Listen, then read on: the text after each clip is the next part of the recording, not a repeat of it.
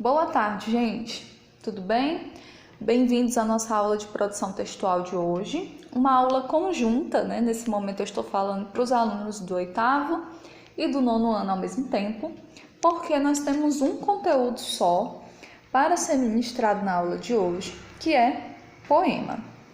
Para quem ainda não se inteirou das aulas extras que nós estamos tendo relacionadas, não aulas extras, mas com conteúdos extras, que estão relacionados ao nosso projeto cultural interdisciplinar Arrear na Quarentena. E ao final do projeto, mais precisamente no dia 30 de junho, nós teremos a culminância. E a nossa participação na culminância do projeto será através de um e-book. E nesse e-book constarão todos os poemas que vocês produzirem, tanto os alunos de 8º como de 9º ano. Ok, gente? Então, muita atenção para a aula de hoje. Eu sei que o gênero poema é recorrente, que vocês já estudaram, mas é sempre bom relembrar e refrescar a memória. Nós iniciaremos fazendo uma distinção bem sucinta entre poema e poesia. O que é o poema? O poema é o gênero textual que utiliza as palavras como matéria-prima, organizando-as em versos e estrofes. Tão tal que só de olhar você já reconhece que um texto está escrito dentro desse gênero, do poema, por conta dos versos e das estrofes. Nós vamos ver de forma bem explicada mais adiante. E o que é a poesia? A poesia é uma definição abrangente e contempla diversas manifestações artísticas e formas de expressão. Então, o poema é o concreto, é aquilo que você está vendo ali diante de você. Os versos, as estrofes, aquela estrutura que só os poemas possuem. Enquanto que a poesia é a alma que pode estar presente no poema, pode estar presente numa letra de música, pode estar presente em uma tela, por exemplo, de um artista, tá? Uma pintura, uma escultura. Então, a poesia ela é bem abrangente, é um conceito extremamente abrangente, enquanto que o poema é aquela análise mais concreta. A poesia ela é muito subjetiva, ela vem do autor daquele poema, da pessoa que está escrevendo. Então, não há possibilidade para que eu te ensine poesia, mas há a possibilidade de te ensinar poema. Então, nós iremos trabalhar em cima dos conceitos relacionados ao poema. Estrutura, organização, rimas e todos esses conceitos. Iniciando os conceitos, nós começamos pelo eu lírico. Todo poema vai ter presente um eu lírico. E quem é esse eu lírico? É a voz que fala no poema. Quando você lê o poema, qualquer que seja o poema, você vai perceber que existe ali um sujeito. E esse sujeito, que nós conhecemos como eu lírico, está se manifestando. Ele pode transmitir sentimentos como amor, alegria, tristeza, raiva. E ele vai ser identificado como um gênero ou masculino ou feminino. Mas nem sempre o eu lírico vai corresponder à voz do autor. Por exemplo, eu trouxe aqui esse poema do Chico Buarque para a gente analisar e vocês entenderem de forma mais explícita. O poema diz o seguinte: se acaso me quiseres, sou dessas mulheres que só dizem sim por uma coisa à toa, um cinema, um botequim. Vejam que eu coloquei em destaque o substantivo mulheres. Por quê? Porque o eu lírico desse poema é feminino. Mas quem é o autor do poema? Chico Buarque, um homem. Ou seja, o eu lírico não é a voz do poeta, é a voz do poema. São duas coisas diferentes. Então, eu posso ser um poeta do gênero masculino e escrever utilizando um eu lírico feminino. E também pode acontecer o inverso, de a pessoa ser feminina, né, ser uma mulher, e escrever um poema cujo eu lírico seja um homem, seja do sexo masculino, tá bom? O poeta e o eu lírico são duas pessoas diferentes. Na verdade, não é nem correto dizer que são pessoas diferentes, né? Na verdade, eles são duas vozes diferentes, certo? Como eu disse no início para vocês, é muito fácil a gente identificar o poema justamente por causa da estrutura dele. E a estrutura básica de um poema está dividida em versos e estrofes. O que são os versos? Os versos correspondem a cada linha do poema. Então, uma linha do poema que pode ter uma letra, por exemplo, já é considerado como um verso, enquanto que a estrofe é o agrupamento de versos. Então, eu posso ter estrofes com 2 versos, 3, 4, com somente um verso e assim sucessivamente. Para ficar melhor, vamos analisar o seguinte poema. Eu trouxe para vocês esse poema de Manuel Bandeira, intitulado O Bicho. O poema diz o seguinte: vi ontem um bicho na imundície do pátio, catando comida entre os detritos. Quando achava alguma coisa, não examinava nem cheirava, engolia com voracidade. O bicho não era um cão, não era um gato, nem era um rato. O bicho, meu Deus, era um homem. Então vejam que eu já deixei aqui fixado as estrofes e as quantidades de verso. Então qual que é o primeiro verso desse poema? É a primeira linha escrita. Vi ontem um bicho. Esse é o primeiro verso. Qual que é o último verso? Lá no finalzinho do poema. O bicho, meu Deus, era um homem. Quantas estrofes eu tenho aqui? Percebam que as estrofes elas se separam, há um espaçamento de uma para outra. Então eu tenho a primeira, segunda, terceira e tenho o último verso que vai funcionar como a estrofe final. Então eu tenho na primeira estrofe quantos versos? 3 versos. Vi ontem um bicho, primeiro verso. Na imundície do pátio, segundo verso. Catando comida entre os detritos, terceiro verso, ok? Então fixe na memória de vocês. O verso é toda a linha do poema, tá? Pode ser que eu tenha uma palavrinha, uma letra naquela linha, mas ela já vai contar como um verso. Enquanto que a estrofe vai ser a junção desses versos, tá? Se eu tenho 3 versos que estão juntinhos e depois há uma separação, e eu tenho outros versos depois, ou não tenho versos depois, mas se tem essa separação, eu já identifico visualmente que ali eu tenho estrofes diferentes. Segunda estrofe, tem quantos versos? 3 versos. Primeiro, quando achava alguma coisa. Segundo, não examinava nem cheirava. Terceiro, engolia com velocidade. E assim sucessivamente. Eu trouxe poemas só para vocês visualizarem como que é organizada a estrutura do poema em versos e estrofes, porque essa é a característica mais marcante, eu posso dizer, juntamente com o eu lírico, para a constituição desse gênero, para a constituição do poema. Um outro ponto, gente, que é muito importante e também é um exemplo bem marcante dos poemas, um elemento muito presente, são as rimas. E o que são as rimas? São coincidências sonoras que podem ocorrer em qualquer lugar dos versos, dependendo da escolha do poeta.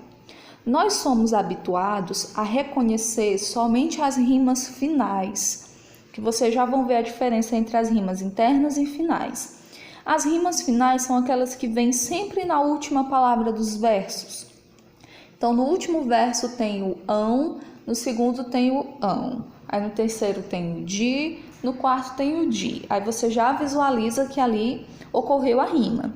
Mas também nós temos as rimas internas, que acontecem dentro dos versos. Então, em um único verso, eu posso ter rima, que eu vou chamá-la, de um caso de rima interna. Então, são 2 tipos, as rimas internas e as rimas finais. Nós vamos ver exemplos de cada uma delas. Então, vamos lá. Rima interna. Como são cheirosas as primeiras rosas. Vejam que eu destaquei osas em cheirosas E osas de novo nas rosas. Eu tenho aqui uma rima e é uma rima interna.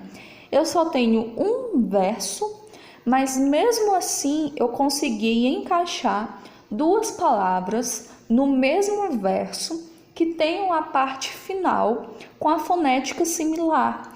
Isso vai fazer com que você perceba que as palavras são parecidas, que ali existe rima. Eu não precisei de uma estrofe inteira para poder produzir a rima. Eu fiz dentro de um único verso. Próximo exemplo. Donzela bela que me inspira a lira, um canto santo de fremente amor. Onde é que eu tenho aqui as rimas? Eu tenho em donzela, terminando em ela, e bela, que também termina em ela. A mesma coisa acontece com canto, anto e santo, que tem novamente a fonética anto. Entendem? Então, nas rimas internas, eu não preciso de várias estrofes para poder estruturar as rimas. Eu consigo fazer isso dentro de um único verso, geralmente feito através de duas palavras que tenham uma terminação fonética parecida. Cheirosas terminou com osas. Rosas também terminou com osas. Donzela termina com ela. Bela também termina com ela. Canto termina em anto e santo termina também em anto. Entendido? Essas são as rimas internas. Já as rimas externas podem acontecer de várias maneiras diferentes. Então vamos lá. Primeiro tipo de rima externa são as rimas emparelhadas. Vejam que eu coloquei AABB. Essa sigla de AABB é só para a gente poder identificar as rimas. A rima A pertencente a um eixo, a um grupo, e a rima B pertencente ao outro. Então eu tenho duas rimas iguais que depois são seguidas de mais duas rimas iguais. Vamos ler aqui o poema para a gente entender. Ele deixará atrás tanta recordação e o pesar, a saudade até do próprio chão. Debaixo dos seus pés parece que gemia, levanta-se o sol, vinha rompendo o dia. Vejam que eu coloquei em destaque. As rimas com a terminaçãozinha do A estão aí em azul. Qual é a sílaba fonética que está concluindo? É o ão, não é isso? Então eu tenho no primeiro verso recordação, termina em ão. No segundo verso eu tenho chão, que também termina em ão. Agora, terceiro e quarto verso já é uma rima diferente. A última palavra do terceiro verso é gemia. Então a sílaba fonética já termina em ia. Enquanto que no quarto verso nós temos a palavra dia, que também termina em ia. Entenderam? Então eu tenho duas rimas iguais no primeiro e no segundo verso e duas rimas iguais no terceiro e quarto verso. Por isso que elas são chamadas de rimas emparelhadas, porque aquelas que são parecidas estão pertinho umas das outras, estão emparelhadas umas com as outras.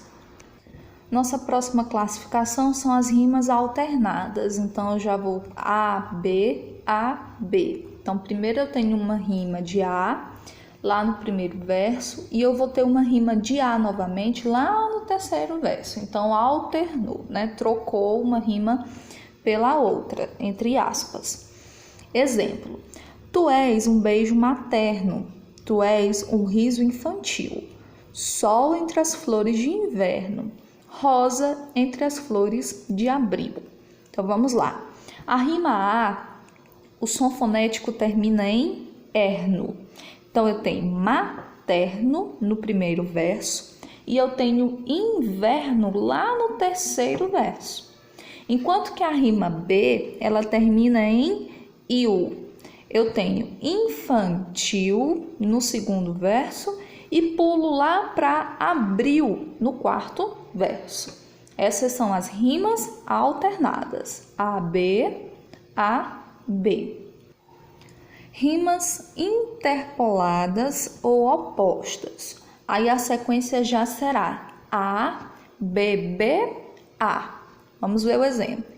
Saudade, olhar de minha mãe rezando, e o pranto lento deslizando em fio.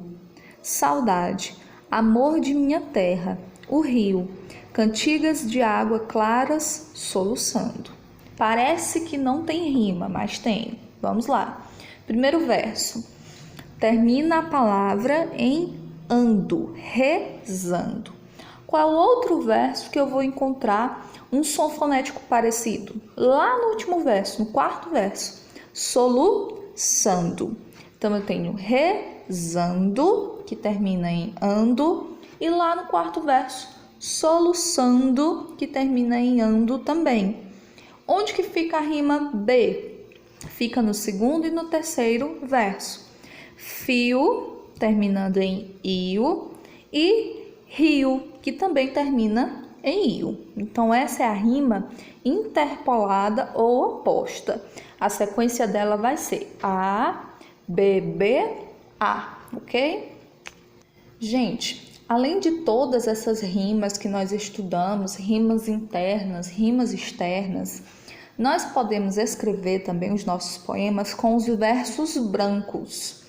Tia, o que são esses versos? São aqueles que vão ser estruturados no poema sem rima. Tia, e existe poema sem rima? Com certeza. Digo para vocês que os poemas são os textos mais versáteis que a gente pode escrever na língua portuguesa, em produção textual. Eles são muito maleáveis. Existem várias formas de se escrever um poema, de se construir a estrutura. Então, eu posso construir poemas que tenham rimas, seja elas internas ou externas, mas eu também tenho a liberdade de construir poemas sem rimas, como é o caso desse poema do Mário Quintana, Envelhecer. Antes, todos os caminhos iam, agora todos os caminhos vêm. A casa é acolhedora, os livros poucos, e eu mesmo preparo chá para os fantasmas. Então, eu não tenho rima interna, não tenho rima externa, mas mesmo assim eu consegui construir um poema, ok? Então, lembrem-se, vocês têm essa liberdade na hora de produzir os poemas que vão ser utilizados na culminância do nosso projeto. Você pode escolher escrever um poema com rimas, sejam elas internas ou externas, mas também você pode escrever poemas com versos brancos, que são esses versos que não possuem rima. Atenção, calma que nós já estamos concluindo a nossa aula de hoje. Mas antes de concluir, eu preciso falar para vocês que além de nós termos exemplos de poemas que têm uma forma livre, que podem ser escritos da forma como o poeta desejar, nós também temos os poemas de estrutura fixa, que já possuem uma forma pré-definida, um modelo para se seguir. Entre eles nós temos os sonetos. Eu particularmente sou muito fã dos sonetos, eu acho uma estrutura redondinha para o poema, fica muito bonito um soneto. Então, o que é que nós temos aqui? Há poemas que têm uma forma fixa, isto é, submetida a regras quanto à combinação dos versos, das rimas e das estrofes. É o caso dos sonetos, cujos versos são agrupados em 2 quartetos e 2 tercetos. Todas as vezes que vocês virem um poema que tem a primeira estrofe, na verdade, com o quarteto, ou seja, 4 versos. A segunda, com mais 4 versos. A terceira, com 3 versos. E a quarta, com mais 3 versos, você está diante de um soneto. É um poema que já tem a sua estrutura pré-definida, o seu modelo para ser seguido pré-definido. E aí o poeta vai escrever sobre o tema que ele quiser, mas vai precisar adequar o seu poema à estrutura do soneto. Logicamente, se ele quiser que o seu poema seja um soneto. Eu trouxe aqui para vocês visualizarem a estrutura um soneto do Vinícius de Moraes. Vejam, quantos versos eu tenho na primeira estrofe? 4 versos. Na segunda, 4 versos. Na terceira, eu já tenho 3 versos. E na quarta, eu tenho mais 3 versos. Então, vejam, eu tenho 2 quartetos mais 2 tercetos. Então, aqui está a estrutura visual que a gente pode verificar dos sonetos. Soneto de separação, Vinícius de Moraes. De repente, do riso fez-se o pranto, silencioso e branco como a bruma, e das bocas unidas fez-se a espuma, e das mãos espalmadas fez-se o espanto. De repente, da calma fez-se o vento, que dos olhos desfez a última chama, e da paixão fez-se o pressentimento, e do momento imóvel fez-se o drama. De repente, não mais que de repente, fez-se de triste o que se fez amante, e de sozinho o que se fez contente. Fez-se do amigo próximo o distante, fez-se da vida uma aventura errante, de repente, não mais que de repente. Olha que coisa maravilhosa! Eu sou particularmente apaixonada por sonetos, eles são maravilhosos. Aproveitando que a nossa aula é para falar sobre o poema, eu já vou deixar aqui as regras para a produção. Lembrando que vocês ainda têm mais uma aula para ser divulgada na segunda-feira, falando sobre os símbolos das festas juninas. Mas quem quiser já começar a produção do seu poema nesse final de semana, fique à vontade, tá bom? Então, informações importantes. Primeira, o tema vai ser festa junina. Você pode abordar a origem, a chegada das festas no Brasil, os símbolos ou qualquer elemento que esteja relacionado a essa festividade. Forma do seu poema, você vai ter total liberdade para escolher, é forma livre. Você pode escrever um soneto, você pode escrever os versos livres, sem rima, você pode escrever as rimas internas, as rimas externas. Eu mostrei todas as opções para vocês, vocês podem escolher qualquer uma delas. Quando que vocês vão entregar? A entrega vai ser feita entre os dias 22 de junho, próxima segunda-feira, até o dia 26 de junho, que é a próxima sexta. Vocês vão ter aí uma semana de prazo para me fazer a entrega.